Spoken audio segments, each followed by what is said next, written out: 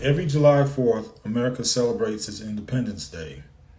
4th of July is a federal holiday in the United States commemorating the Declaration of Independence, which was ratified by the Second Continental Congress on July 4th, 1776, establishing the United States of America. The founding father delegates of the Second Continental Congress declared that the 13 colonies were no longer subject and subordinate to the monarch of Britain, King George III, and were now united, free, and independent states. The Congress voted to approve independence by passing the Lee Resolution on July 2nd and adopted the Declaration of Independence 2 days later on July 4th.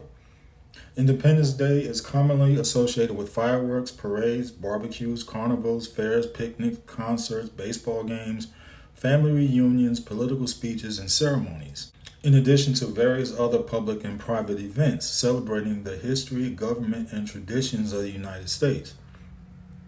Independence Day is the National Day of the United States.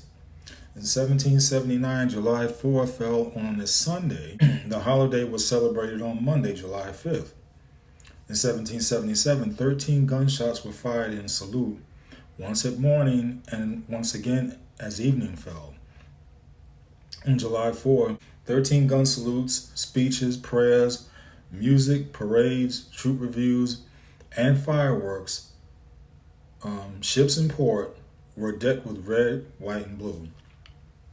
In 1870, the U.S. Congress made Independence Day an unpaid holiday for federal employees, and in 1938, Congress changed Independence Day to a paid federal holiday.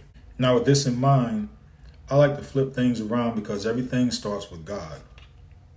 Similarly, when America broke away from the taxation tyranny of the British Empire on July 4, 1776, I broke away from sin, though I forgot the exact day, but it was in April of 1990. Our oldest son, Kelvin, was 7, and we were with him I was with him at a t-ball practice.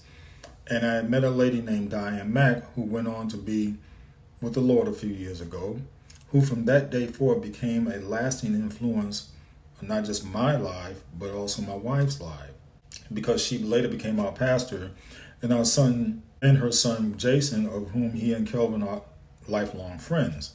Well, we began to have a casual conversation of just getting to know each other, and after talking for about an hour, basically 30 minutes after practice was over.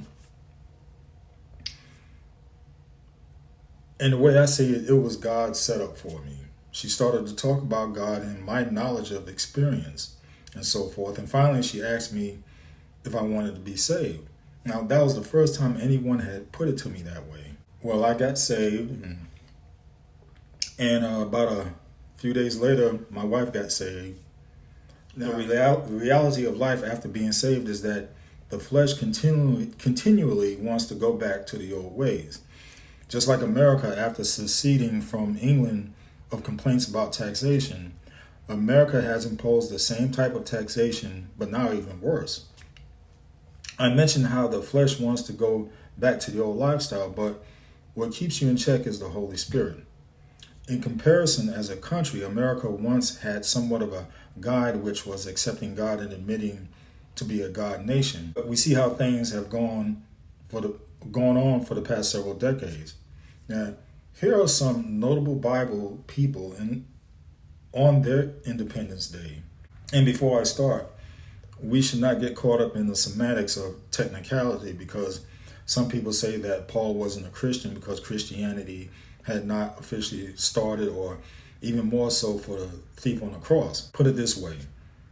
People were dying before Christ came and during his ministry, for which they had to believe in the true and living God. And then the Son as the Messiah, and then afterwards to believe that he died and rose from the grave. But here's the bottom line. You're either in heaven or hell. So with that in mind, I'll begin with 1. Paul. When he was called Saul and strongly going against the Christian faith by causing bodily harm, speaking against, until one day he literally saw the light, which was Jesus, and became a believer that day, which was his Independence Day. Number two, the thief on the cross. When he asked Jesus to remember him, thus he became a believer. That was his Independence Day. Number three, the woman accused of adultery. In John chapter 8, though he commanded her to sin no more, and I assume that she was a changed woman because there are other references in the Bible where Jesus said not to do something and they did it anyway. Thus, that was her Independence Day. And number four, Mary Magdalene. When the 7 demons were cast out of her, she became a believer that day, which was her Independence Day. And finally, number five, Nicodemus.